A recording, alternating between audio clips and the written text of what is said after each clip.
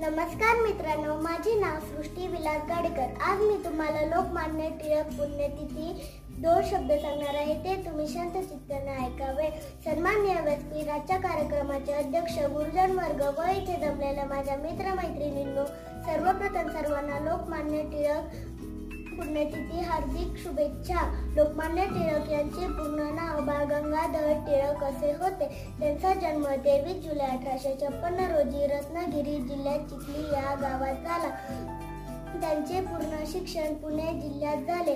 त्यांना लहानपणापासून अन्यायाविरुद्ध खूप चीड होती।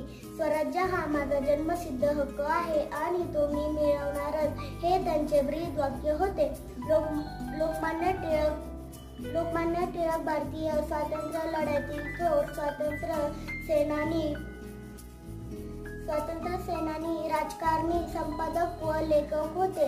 त्यांनी जनजागृतीसाठी केसरी व मराठा अशी वृत्तपत्रे सुरू केली।